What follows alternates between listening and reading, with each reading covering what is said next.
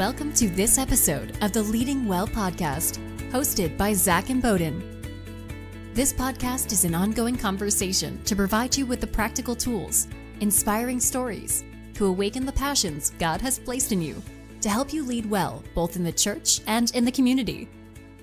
Welcome to our next Leading Well conversation, and I am excited for this next one. Today we're talking with Lance Yarborough. So Lance, thank you for being here with us. Yeah, glad to be here.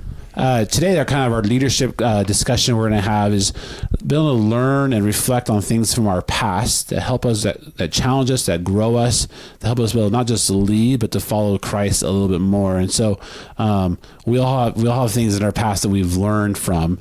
But Lance, you had a car accident a year and a half, 2 years ago now. And we want to talk about that and things that God has worked in your life and through your life, and these things that he's taught you, even in our conversation today. And so thank you for your willingness to share and be honest and your authenticity, being authentic, even in this conversation. And I know it's been a hard road for you in a lot of ways in the last year and a half, 2 years. And so for you just to be here to share is a testimony to God's grace and God's goodness in your life and stuff. Absolutely. So just you don't need to share lots of details, but maybe just give us a kind of a quick picture of what happened in your life. Yeah, about a year and a half, 2 years ago with your accident. Okay. Yeah, it was August of last year. It was a Saturday evening. I was doing some work on my daughter's vehicle. We had gotten her a new to us used vehicle for her to take to college, and was just trying to do some maintenance on it to get it ready so she could take it off the Phoenix when she went to Grand Canyon. And had it jacked up in my driveway. An unfortunate series of events. The jack slipped and the car fell on me while I was partially under it. And I'll save the gory details, but it basically kind of crushed my face. And in the result of all that, ended up losing sight in my right eye. Had a lot of facial damage, multiple surgeries later. The long-term effect is, facial numbness. I can't smell or taste for the most part. No vision in my right eye. But beyond that, things are going very well for us. But yeah, it was touch and go there for a few days for sure. And then for the weeks after that. Yeah, it was a sniffing event, and your road to recovery, a year and a half, 2 years now later, it's still not over. I know, Yep. As we're recording this, you have a surgery coming up here, and so it's still a process for you as well. Mm-hmm. And so I'm sure as you've walked through this road over the last year and a half, 2 years for you, there's been a lot of things you have learned about yourself, about God, about other people. And so just would love to unpack that here for the next few minutes. But what has surprised you the most as you've walked this road to recovery? I'll say the thing that honestly does surprise me is I'm still here. And how well my recovery has gone. I've been just blown away by the support from the doctors and the medical teams that have been a part of my recovery. There are so many things about the accident that we can see God's hand in. Had I been slightly further under the car when it collapsed, I almost certainly would have died on the scene. And that would have been very traumatic for my family to come out and see me there, expecting me to come in and go to dinner. The doctor said that the penetration of the car into my skull, if it had gone just a couple of millimeters farther, there would have been almost assuredly an unknown amount of brain damage. But, praise God, none of that was the case. My recovery has been, I think, pretty awesome. Like I said, the lack of smell and taste, the lack of peripheral vision, they certainly affect my daily life. But just the fact that I can pretty much do anything I want with no real restrictions is, such an incredible blessing. I've had to adapt to things like pouring water into a cup. Seem really easy for a person with two eyes. But after I completely miss the cup, or I miss my toothbrush with the tube of toothpaste, things like that, you realize you need to make some just changes in how you do little things in life. But yeah, just the amount that I have recovered despite ongoing surgeries. Hopefully this will be one of the very last ones coming up later this week. But I've got full mental capacities. I've got full dexterity. All my limbs are still here. Just from where I was the night of the accident to today, I look at it as pretty much a miracle. Yeah, it is a miracle that God's grace on you in that, and but I also know that it's been a difficult journey for you guys as well, and for you and for your wife and for your kids especially. And what would you say has been some of the most difficult parts of this road for you guys? I would say for me early on, I was in a dark place. Anxiety and depression are two emotional responses that I've never really had to deal with. I've had family members who had some anxiety, and walking with them through those moments where those occur, okay, that's one thing. But again, it's never been my problem. And in the days and early weeks after the accident, it was very much a part of my life, daily, hourly, at times. And it's one of those things I'm kind of ashamed to admit, but at some level I felt like people that struggled with those things, they just didn't trust God enough. The triggers were irrational things, and you just had a small mind. Maybe, I don't know, my wife will kill me, but saying something like that. But I really at some level didn't appreciate it. Yeah. And having gone through it now, I can totally see from the other side. And walking through that was really difficult. But I think part of it was as my recovery continued, the depression and the anxiety became much less of a concern for me. And in a lot of ways, God was there. He brought me out of it as I was dealing with the anger and the frustrations of what I had gone through. He can take that kind of stuff. And I think my faith was a huge portion of that becoming less of a factor for me. Still, I would never say to someone now that, your faith just isn't strong enough. That's why you suffer from those things by any stretch. But for me, as I walked through the recovery, my faith did replace some of those things. I still have some PTSD, and my mind will go back to the day of the accident at times, but I can now just turn away from that, and not let myself get so caught up in those emotions. But yeah, for me, that was a totally foreign thing to have to deal with. And yeah, it was very difficult, especially for those first few weeks after the accident. There's a lot you shared in just the difficult road there, but I think what I hear you saying, you've learned a lot. Yeah. About God, about other people, about yourself. Why don't you just expand on that a little bit? What have you learned about yourself through this last year and a half, 2 years? Yeah. The joke is I'm no longer bulletproof. That's pretty clear and obvious. I do make a great pirate. But honestly, I think for a big part of me, it helped me recognize what was important in my identity, or what I was let being important in my identity.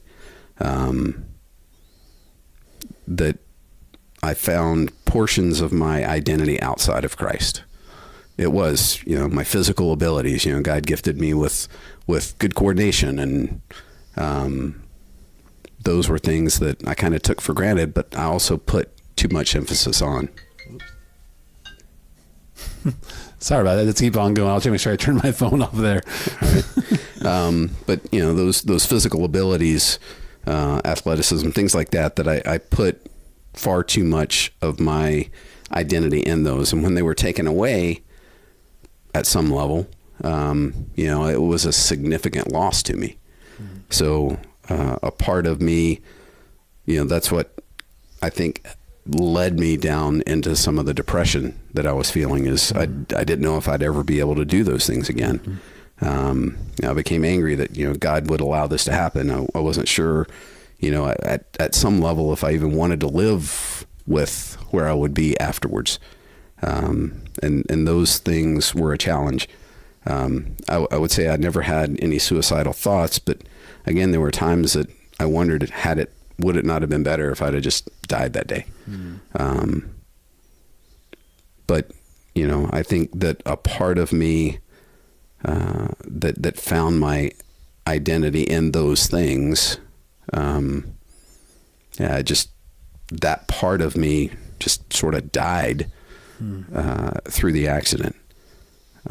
But as the recovery progressed, as my mental attitude changed, within that, my struggle with God through all of that, I would say that there wasn't a light switch moment, but he slowly and steadily revealed to me that, my identity wasn't in those things.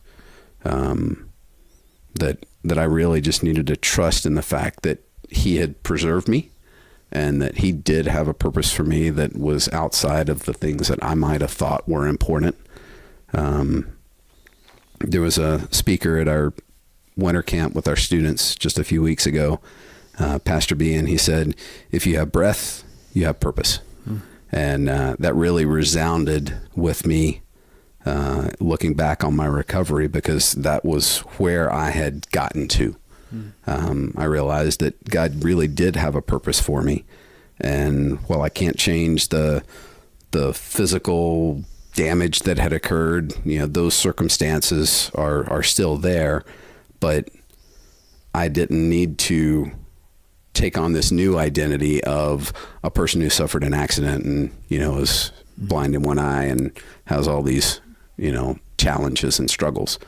While that is a part of me, it's not my identity. It would be very easy to take on a victim mentality and just let that be what everybody knows me for. But I don't want that to be the case. I feel like God has given me a new way to connect and interact with people, and a new avenue of really sharing the gospel with people in my own story. But my identity is not totally tied up in being in recovery from an accident. My identity isn't about who I was before the accident. I would say that I've very much come to terms, and gratefully so, that really my identity is in Christ. And if it weren't that, then I think I'd still be, living with that depression and the anxiety that I struggled with for so long. So just moving past that and really kind of recentering who I am and what my purpose in life is was a big part of going through that recovery. What have you learned about others as you've walked through this? I'll say the response to my physical appearance has been kind of funny to watch. Kids at Walmart, at Home Depot, as I walked by with the eye patch pushing a shopping cart, it was kind of fun to watch their response, and then their parents' response of, "Oh, don't say anything," not knowing that I was one of the first ones to crack the pirate jokes and things like that. People struggled with, how do I interact with this person? And I worked hard to try and take that stress or that concern away. If it was just a chance meeting, it was not that big of a deal. But as I met new people that, I would have more interaction with, I just wanted to be at ease. My family, we often deal with trauma through humor. And so that's been one of the things that I've tried to do, is just put people at ease.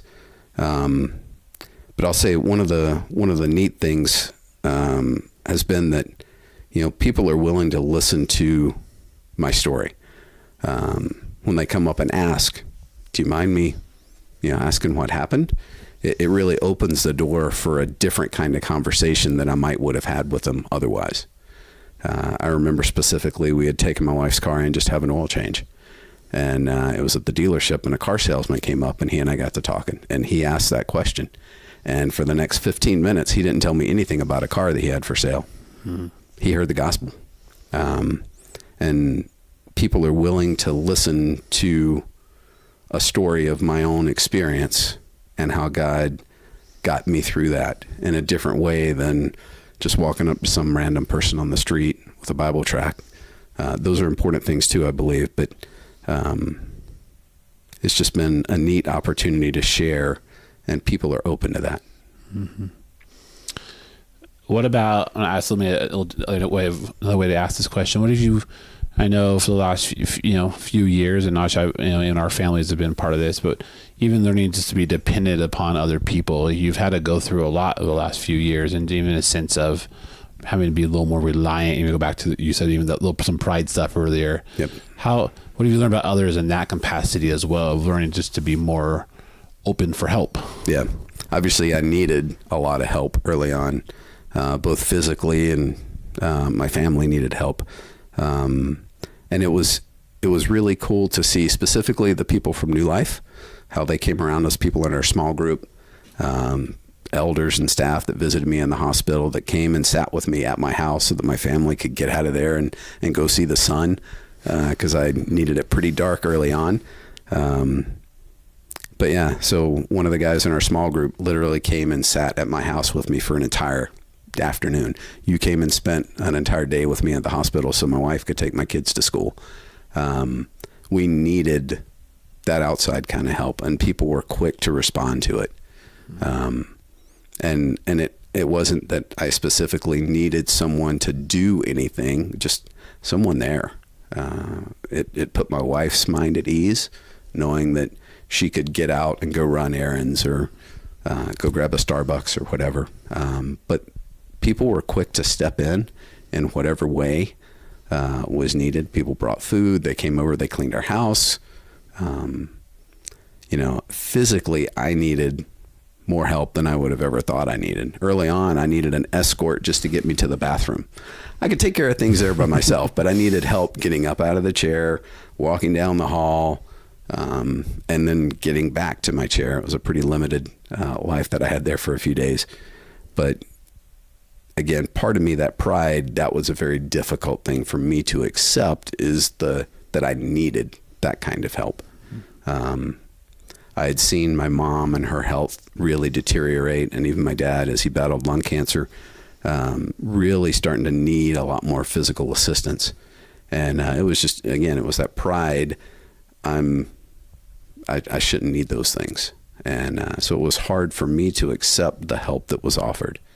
But now looking back on it, I'm incredibly grateful for it. Mm-hmm. And that's an area that, going forward, I hope to be able to help others in whatever way that looks like, to go through those kinds of difficulties. But yeah, specifically the body at New Life, the members of our small group, the folks that I work with came and visited me at the hospital. I think it was the day that you were there, and they wore me out just by hanging around and talking. But people were so willing to step in whatever way. When I first went back to work, a coworker out at the base, who happens to be a neighbor, he drove me to work for 2 weeks and brought me back home at the end of the day. So people were just so quick to help in whatever ways they could. Yeah. So again, it took some humility and accepting that, asking for it when it was needed, and accepting it early on. But now there's, gratitude that they were there for us. And, we never really felt like we were lacking in help and support. Cool. What have you learned about God through this journey for you? I'd say the first thing is, I'm never alone. Even in the darkest parts of my depression, I never felt like God had abandoned me. He was there listening to me, railing against him for what I'd gone through. I struggled that my plans for life, I felt like had been ruined. But I never felt like I was alone. So for me, that was a big deal. Earlier in my teenage years, I kind of felt like I had this big separation from God just in my own faith walk. But I did not feel that really for a single day going through my recovery. I felt like he was right there with me. He wasn't listening to what my wishes would have been necessarily, but and really that's the second big thing, is that I came to trust him more. You know, I wouldn't have chosen to go through the things that I went through, but my faith, my confidence in God and my identity in him it was strengthened through that rather than fractured and broken. You know, I can trust him. I've never been alone. I can trust him, and that ultimately that he loves me very much. Throughout my recovery, he showed that love in lots of different ways. We talked about, you know, some of that came through the people that came around us and supported us. Just that comfort of his presence when the future was completely unsure. You know, scripture talks about this peace that surpasses all understanding. Like, I live that. And, again, it's one of those things that is part of my message whenever I get a chance to talk to anybody. That peace, it wasn't tied to my circumstances. It was in spite of my circumstances. That he loved me and he had a plan and a purpose for me. Like I said, I got to see God's love through the people that came alongside us. You know, we had people go with my daughter and my wife to Phoenix to drop her off at college. The way that the people showed God's love to us was significant. And those people that helped, you know, I hope that they know that in what they did for us, that they were very much showing God's love in those things that they did.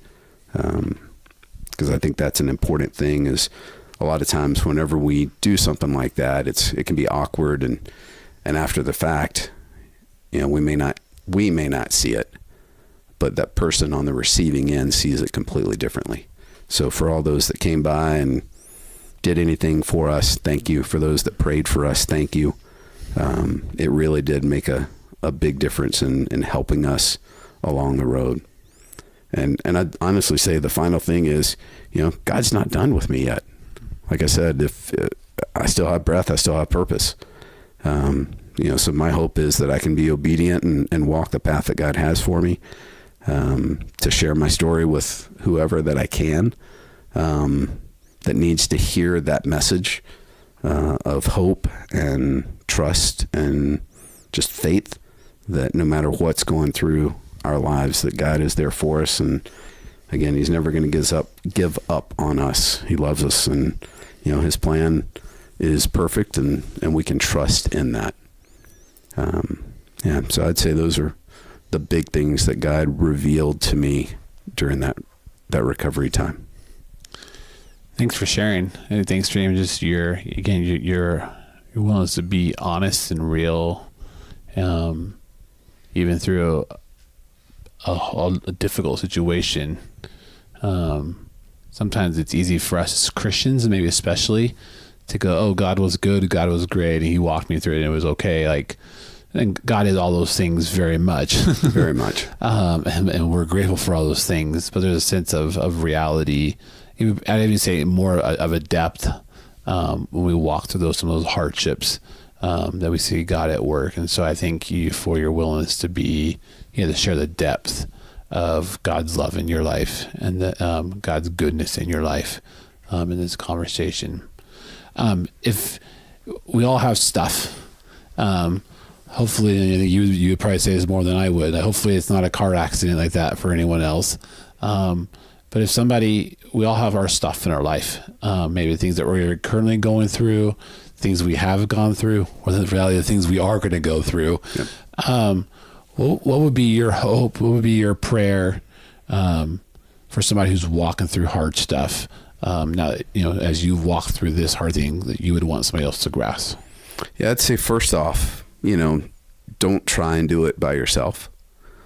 I think part of our fallen human nature is, and part of what Satan wants us to do is just try and muscle through it. We isolate ourselves from those that can help us because we might be ashamed. You know, I didn't want people to see my busted up face, or the fact that I couldn't get myself off the couch to go to the restroom. I think it's so easy for us to get caught up in those kind of, again, prideful things. Or we don't want to put people out. We don't want to accept that help because we feel like we're a burden or a nuisance. But in reality, those opportunities for other people to help us can bring a level of comfort that we need. It can bring us, a message of hope and peace, potentially. But, God never intended us to do these things by ourselves. So first and foremost, don't isolate yourself from those that want to help, that can help. It may be as simple as just somebody sitting with you at a doctor's appointment. It could be coming over and, helping you clean out your garage. But take the help, ask for help when you need it. Within that, if there's a, depression, anxiety, any of the responses that are, damaging psychologically, don't sit on those by yourself. Like I said, I used to think that those were irrational things. But if those are part of the response that somebody's having, those are real. The emotions that we have, despite whatever the triggers may be, those are real, and we need to deal with those. So counseling, talking to a doctor, seeking help for, whatever that mental state might be, is encouraged. Just trying to pray those things away. Prayer should certainly be a part of that. But God also gave us doctors and counselors. His word talks a lot about seeking counsel from others. So I would encourage people to seek all aspects of, getting the help that they need. And like I said, just don't push God aside in that recovery. Run to him instead of away from him because you're angry at whatever the circumstances may be.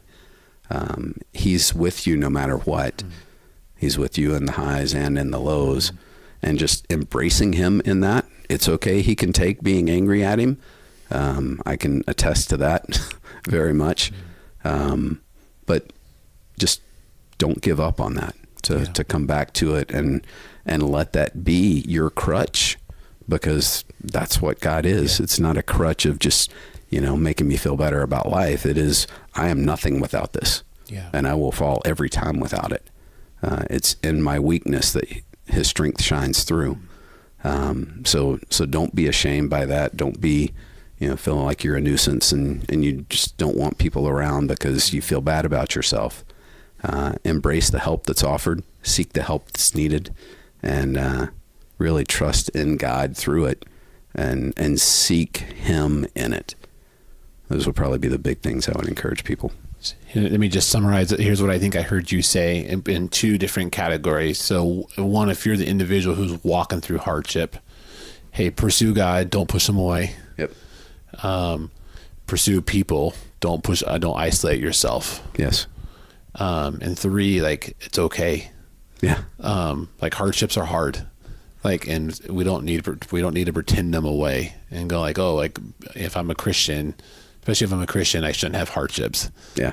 That's very much not the case. One of my favorite passages is John 16:33. It's Jesus is talking to his disciples and he says, in this world, you will have trouble, but take heart, I've overcome the world. Yeah. I mean, he tells us that these things are going to happen. Yeah. And we're foolish if we don't think they're going to, the rain falls on the good and the bad. Yeah. We're all going to have good days and bad days. And some of those bad days, they're really hard. Yeah. And they may not seem like there's really any kind of light at the end of this tunnel. And that's when we need to take heart that Jesus has overcome the world, that there is hope, even if our circumstances never change. I don't expect to get sight back in my eye. There's a good chance I'm never going to get my smell and taste back. My life is very full, so even if our circumstances don't change, that we can still have a very full and amazing life. And God has a purpose for us. Yeah. If I have breath, I have purpose. And that those things can bring a ton of encouragement in that darkness. So pursue God, pursue other people, and know that hardships are coming. Yeah. And I think the other thing I heard you say, if you're the person life is good at right now, or if life is not good for you, what I hear you saying is, hey, go pursue people. Don't just assume their life, like they're having a hard time. They just want to be by themselves. Yeah. Look for ways to show incredible love and encouragement and servanthood. Yeah. And just don't be, you don't necessarily need to be at a spot where you're like overtaking their lives. Yeah. But pursue them. Show incredible amount of love, especially if it's significant hardships in people's lives. Be willing to step in and help, and just don't go, they'll call when they need help. Yeah. And I'll say that was one of the things. We had lots of people, unsure of what they could do for us. And it was comforting to know, hey, we're praying for you. Yeah. Like, if we can do anything, here's my number, or you know how to get in touch with me. And I had people come over and help with things, or I had somebody come over and help change a light bulb because I couldn't do it. And it was a tricky light bulb, so Mary Nell didn't feel comfortable. I mean, little things like that. Yeah. But those people made themselves available, and that's good. Yeah. But even if you don't know what to do, just come by, say hi. Yeah. Let them know that you are thinking. Bring them a card. Bring them a EGs. Bring them. In my case, it was a smoothie. But yeah, just being there, showing up, let them know that you care. I mean, there's great comfort in that when you feel like kind of the world has forgotten about you, or you're being pushed away. Yeah. Those things are significant. So definitely pursue others. Yeah. I think probably the most important thing I heard you say in this conversation, it was that sense of just being with somebody. How significant that was to you, just not knowing you're not alone, or for your wife to feel like you're not alone if she was out of the house, but just that ability, it's okay if you don't have the words, don't say it, but just to sit and be next to someone. Yeah. How important that is as well when walking through stuff with them. Yeah. And not saying things is often the right thing, even. We don't have to have the right words to say. Our physical presence is oftentimes just a huge comfort in itself. Yeah. So, like I said, I had several times where people were just there. I knew they were there. I wasn't talking to them because I was sleeping most of the time. But it brought comfort to me and my family. And that's a part of how we show God's love and how he showed his love to me. Yeah. Well, Lance, we're grateful that you're alive. Yes. We're grateful for your presence and for in your ministry. You do so much here at New Life, and invest in men, you invest in students, and invest in so many ways in the life of our church and in our community. And we and I am excited to see what God has in store for you. And we know God, you said like you have breath, so God still has a plan for you. And so God still has an incredible plan for you to continue to expand his kingdom and to help people grow in their relationship with him. And so thank you for your willingness to share, but also thanks for your willingness to continue to advance God's work in people's lives. And so we're grateful for that. Thank you. And thank you for what you do in the life of our church and our community. Appreciate it. Yeah. God is good. Yeah, he is good. And so hopefully as you listen to this, that even just wherever you're at in life, maybe the things in your past, the things that you are going through right now, or the reality of things that are going to come to you tomorrow, that this is a reminder and this is an encouragement to you that God is good and God loves you and God is pursuing you and he's always with you. And as you hear Lance's story, you will be encouraged with that. And you look for ways to go encourage and bless other people as they walk through those things too. And so that's this month's Leading Well conversation. Thank you for listening to the Leading Well podcast. Let us know your thoughts by leaving your review. Be sure to subscribe and share these episodes through iTunes, Google Play, and Podbean. You can also connect with us on Facebook and Instagram. Until next time, continue to look for ways to unleash your leadership potential to make a difference.